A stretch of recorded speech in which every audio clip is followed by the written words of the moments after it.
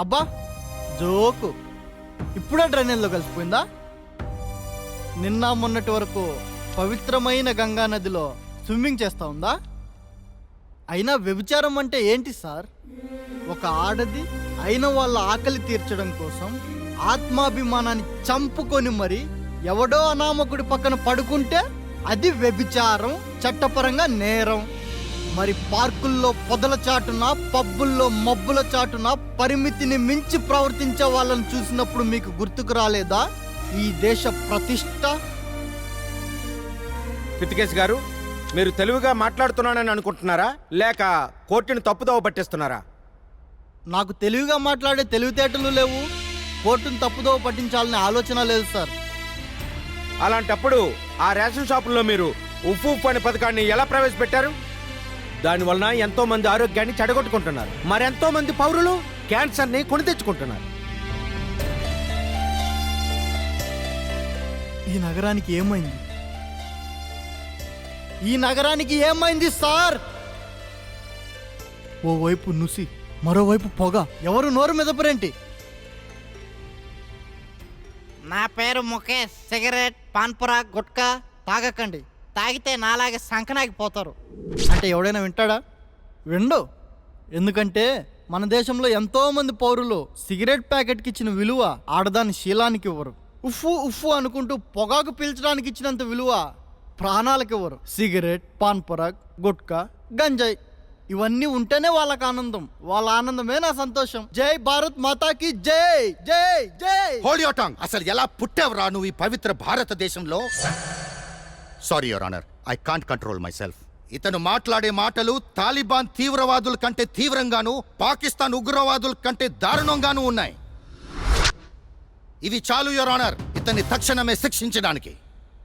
Hello lawyer గారు, ఏ శిక్ష వేస్తారు? మహా అయితే ఉరి శిక్ష, అంతేగా?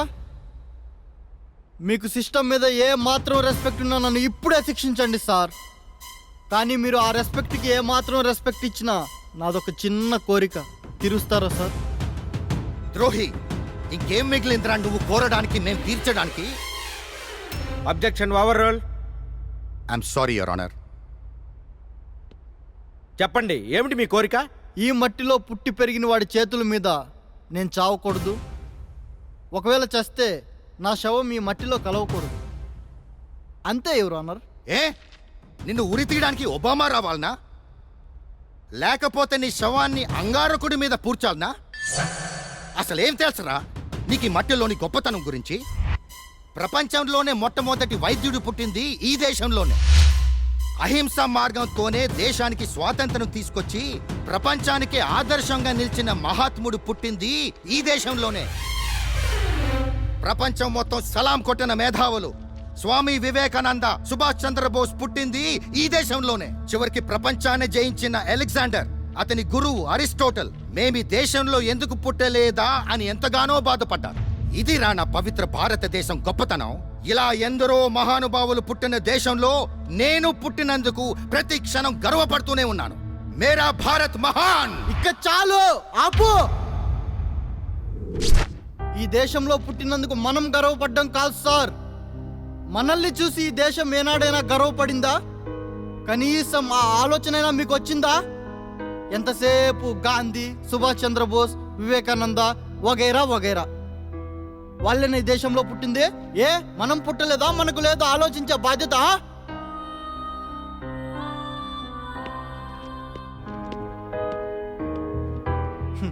ఇప్పుడు ఉన్నారు సార్ మీరంటున్న మహానుభావులు, మహాత్ములు, దేశభక్తులు. ఇంటి ఇంటికి, వీధి వీధికి, ఊరు ఊరికి ఉన్నారు సార్. కానీ మన దౌర్భాగ్యం ఏంటో తెలుసా సార్? మన రాజకీయాలే సార్. ఒకప్పుడు ప్రజల కోసం రాజకీయాలుంటే ఇప్పుడు వాళ్ళని దోచుకోవడానికి మాత్రమే రాజకీయాలు ఉన్నాయి సార్. కులమతాల పేరుతో మన నాయకులు మనల్ని వాడుకుంటుంటే మనము దానికి అలవాటు పడిపోయాం సార్. 100 నోటిస్తేనే ఓటేస్తాం, 100లకు సరిపడా వాళ్ళు వెనకేస్తున్నా చూస్తూ ఊరుకుంటాం సార్. అందుకే ఈ దేశంలో ఉండలేక, ఎలా బ్రతకాలో అర్థం కాక, ఏం సాధించాలో తెలియక మన మేధావులు పౌరులు అన్న పిలుపు కంటే పౌండుల్లో విలువను మాత్రమే ప్రేమిస్తున్నారు. పరాయి దేశాలకు వెళ్ళిపోతున్నారు సార్. మన మహాత్ముల్లో గాంధీలో ఆదర్శంగా నిలవాలి అన్న మనస్తత్వం కంటే మనీయే మాకు సర్వస్వం అని భావించి బయట దేశాల్లో ఉండిపోతున్నారు సార్. మన దేశభక్తులు అమ్మ లాంటి దేశాన్ని కాదని అమెరికానే మాకు అమ్మ కంటే గొప్పదని అమెరికా వాళ్ళకి అమ్ముడిపోతున్నారు సార్. అదే చనువుగా తీసుకుని అన్నా అని నన్ను అభిమానించకపోతే మీ దేశంలో ఏ ఒక్కడికి అన్నం కూడా దొరకదంటారు సార్ ఒక అమెరికా అధ్యక్షుడు. కన్న తల్లికి కూడు పెట్టలేక కట్టుకున్న దాన్ని సుఖ పెట్టలేక కూలి పని కోసం మనం వెళ్తే కుక్క కంటే హీనంగా చూస్తాడు సార్ ఒక గల్ఫ్ షేక్.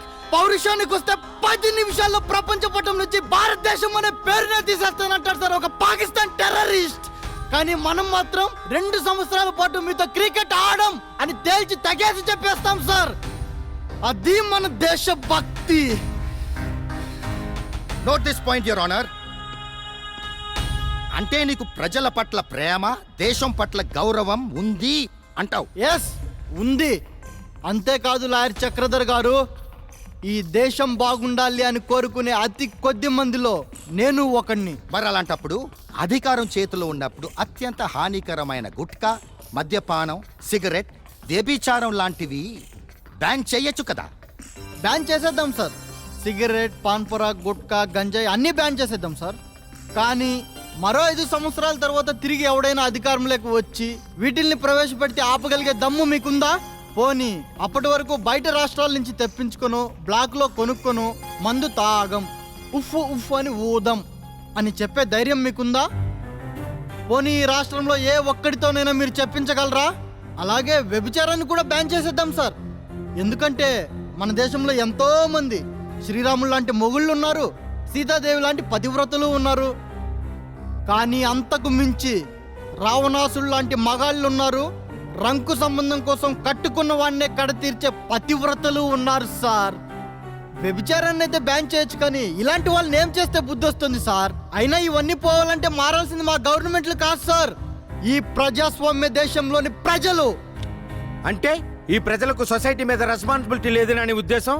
ఉంది సార్. నాలా ఈ దేశంలో పుట్టి పెరిగిన ఎంతో మందికి ఈ సొసైటీ పైన రెస్పాన్సిబిలిటీ ఉంది సార్. కానీ అంతకు మించి మా ప్రయోజనం కోసం 10 మందిని చంపాలన్న స్వార్థము ఉంది. మేము ఎదగడానికి ఎంతమంది జీవితాలనైనా నాశనం చేయగల పిచ్చి ఆలోచన ఉంది సార్. కారణం ఏంటో తెలుసా సార్? మన అమ్మ, నాన్న. మీరు కరెక్ట్గానే విన్నారు సార్. ఇక్కడ ఎంతో మంది తల్లిదండ్రులు స్వార్థంతో ఎలా బ్రతకాలో నేర్పిస్తారు, కానీ సమాజం కోసం ఎందుకు బ్రతకూడదో ఎప్పుడు చెప్పరు సార్. ఇకపోతే నాకు చదువు చెప్పిన నా గురువులు, దీని అమ్మ జీవితం చదివినంత కాలం మార్కుల కోసమే తప్ప మార్పు కోసం ఏనాడు చదువు చెప్పరు సార్. ఎక్కడ దాకో ఎందుకు సార్, ఇక్కడే నా కళ్ళ ముందరే నిల్చొనున్న నా సహోదరుడైన మీరు. కనీసం మీరైనా ఏనాడైనా చెప్పారా సార్ ఒక పౌరుడిగా నా కర్తవ్యం ఏంటో? మేమెందుకు చెప్తామయ్యా? అదేంటి సార్, భారతదేశం నా మాతృభూమి, భారతీయులందరూ నా సహోదరులు అని మీరు ప్రతిజ్ఞ చేయలేదా సార్? చేశాం. అందులో తప్పేముందయ్యా? మరి నేను చేసిన దాంట్లో తప్పేముంది సార్? ముమ్మాటికి నువ్వు చేసింది తప్పే, తప్పించుకోలేవు. 600 అగ్రహారం పాడైనా నీకు పాడే గతి. చచ్చిపోదాం సార్, అందరం చచ్చిపోదాం సార్. నాలాంటి దుర్మార్గుడు ఒక్క క్షణం కూడా ఈ దేశంలో ఉండడానికి వీల్లేదు. కానీ అంతకంటే ముందు ఈ దుర్మార్గుడికి సహోదరుడిగా పుట్టిన నీకు నీకు నీకు నీకు మీ అందరి చేతులకి సంకెళ్ళు పడాలి. చిన్నప్పటి నుంచి నాకు చదువులు చెప్పి నేను ఇలా మారడానికి కారణమైన నా గురువులని అరెస్ట్ చేయాలి. ఈ పాపాత్ముడిని చిన్నప్పుడే అనాథగా వదిలేసి ఇలా మారడానికి కారణమైన మా అమ్మ నాన్నలకి శిక్షలు పడాలి. ఆ తర్వాత మీ ఇష్టం సార్. 4 గోడల మధ్య నాకు ఉరేస్తారో లేక నడి రోడ్డు మీద కాల్చి చంపేస్తారో మీ ఇష్టం సార్, మీ ఇష్టం. I'm ready to die for my country. Can you anybody? చావలేం సార్. ఎందుకంటే మనం ఇక్కడుండి ఏదో చేయాలనే ఆరాటం, ఇంకేదో సాధించాలనే సంకల్పం. కానీ ఏం సాధించినా ఇంకేం చేసినా 3 నాళ్ళ ముచ్చటే సార్ ఈ జీవితం. 3 పూటల తిండి కోసమే సార్ మన ఆరాటం. అంతకు మించి ఏం తీసుకొచ్చాం సార్ అమ్మ కడుపులోంచి వచ్చేప్పుడు? ఆకలి అనే అరుపు తప్ప ఏం తీసుకెళ్తాం సార్ ఇక్కడి నుంచి వెళ్ళేటప్పుడు? అమ్మ అనే పిలుపు తప్ప మనిషిగా పుట్టినందుకు ధనము, బంధము, కులము, మతము వీటన్నిటికంటే ముందు మానవత్వం అనేది ఒకటి ఉంటుంది సార్. కనీసం ఒక్క నిమిషమైనా దాని గురించి ఆలోచిద్దాం సార్. మన బ్రతుకులతో పాటు దేశ స్థితిగతులు కూడా మారుతాయేమో చూద్దాము.